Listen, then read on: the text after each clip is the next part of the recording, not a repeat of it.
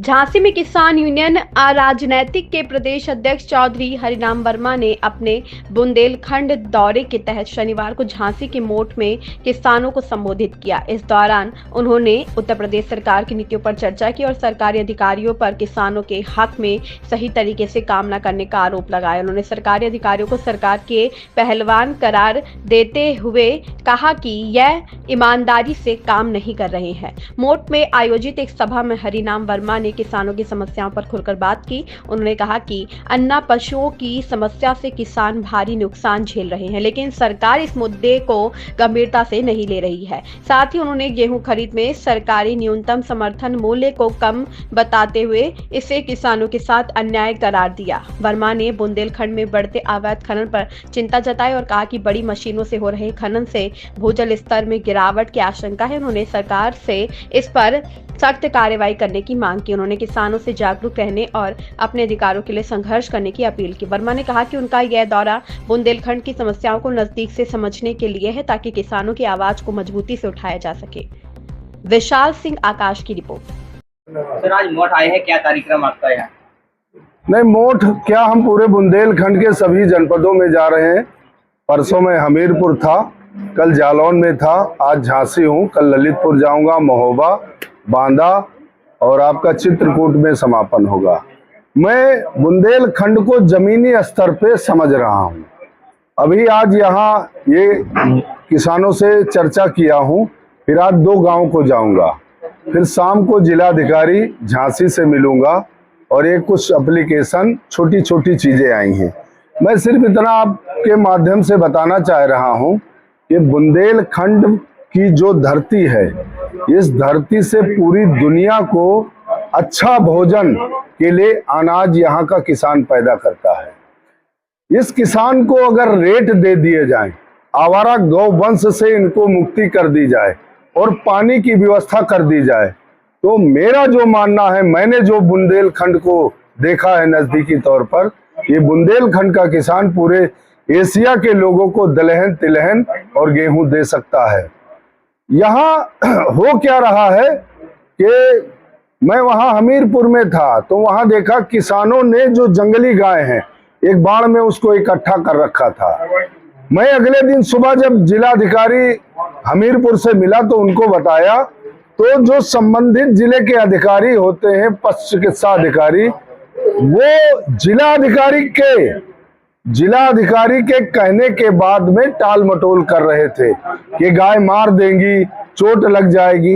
अरे किसान ने रोक रखा है, तुम्हारे पास सारी व्यवस्था होने के बाद भी किसान को आप सुख सुविधा नहीं देना चाहते हो। सरकार दावा कर रही है कि किसानों के हित में काम कर रहे हैं, आपको क्या लगता है? आपकी कई बार उनसे वार्ता भी हुई है सरकार से, फिर भी मामलों का समाधान नहीं हो रहा है। नहीं, सरकार तमाम मुद्दों पे काम कर रही है, हम उसकी प्रशंसा भी करते हैं। उत्तर प्रदेश के 15 लाख से ज्यादा किसानों का निजी नलकूप का बिल माफ किया। हो सकता है उसमें भी यहाँ दिक्कत हो, लेकिन सरकार ने काम किया, सरकार ने लैंड ऑर्डर पे काम किया है। लेकिन आज की डेट में प्रदेश के तमाम ऐसे जिले हैं जहां आवारा गौ वंश की बहुत बड़ी दिक्कत है। अभी गेहूं और चना मटर इसकी कटाई हो रही, जब किसान वहां बेचने जाएगा तो उसको अगर सुख सुविधा नहीं मिलेगी, आराम नहीं मिलेगा, तो वहां क्यों ले जाएगा? जबकि सरकार तरफ से ये आदेश है। मैं खाद्य आयुक्त से मिला, एक लखीमपुर का विषय था, वो कहने लगे कि किसान जब मंडी में गेहूं बेचने या अनाज बेचने जाएगा तो वहां लेटने की व्यवस्था है, वहां बैठने की व्यवस्था है, पीने के पानी की व्यवस्था है, गुड़ की व्यवस्था है। हम तो आपसे कहना चाहते हैं, आप तीसरी आंख हैं, आप यहाँ की जो नजदीक की मंडी है वहां उनका जाके वर्जन लो। क्या उस मंडी में किसानों को गुड़ दिया जा रहा? क्या यहाँ किसानों को पीने का पानी दिया जा रहा? क्या उनके बैठने शौच की व्यवस्था है? अगर नहीं है तो सरकार के दावा खोखला है। आप तो तीसरी आंख हो, हमारे कहने पे भी ना जाओ। सरकार और मेरी दोनों बातों को आप जोड़ के आप देखो कि प्रदेश के किसान के साथ क्या हो रहा है। क्या लगता है जो किसानों के लिए दावा सरकार कर रही है वो झूठे हैं? नहीं, सारे दावे तो हम झूठे नहीं कहेंगे, सारे दावे झूठे नहीं कहेंगे, लेकिन जो किसानों के लिए सरकार दावा कर रही है, चाहे जल जीवन मिशन को आप ले लो, किसानों को पानी देने का विषय है, चाहे खाद बीज का विषय ले लो, किसी पेपर किसी मीडिया में कोई खबर आई नहीं आई, चुपके से सब्सिडी कम कर दिया।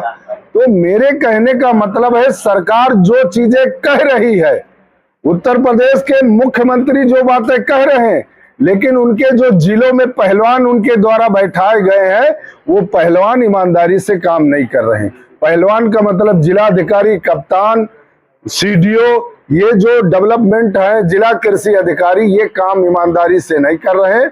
और बुंदेलखंड को जो पर्यावरण है, हमने एक मुहिम चला रखी है कि बुंदेलखंड बचाओ, पर्यावरण बचाओ, और बुंदेलखंड का तभी किसान बचेगा जब यहाँ अनैतिक खनन, अनैतिक चीजें जो यहाँ हो रही हैं, पहाड़ खोदे जा रहे हैं। पहाड़ तो प्रकृति ने, परमात्मा ने उसके बैलेंस के लिए बनाया था। जिन नदियों को हम खोद रहे हैं, इंसान अपनी मौत का गड्ढा स्वयं खोद रहा है। दोषी दोष दे रहा सरकार को, हमारे आप पे मढ़ रहा है। मोमेंटम बेतिहाता आपको मौका दे रहा है टैलेंट दिखाने का, जिसमें आप जीत सकते हैं 100% स्कॉलरशिप। जल्द से जल्द एनरोल हो जाइए Momentum admission cum scholarship test में। ऐसा मौका फिर नहीं आएगा। डेट याद कर लें, 23 मार्च 2025, 8th क्लास ऑनवर्ड्स। तो बच्चों, क्या आप तैयार हैं?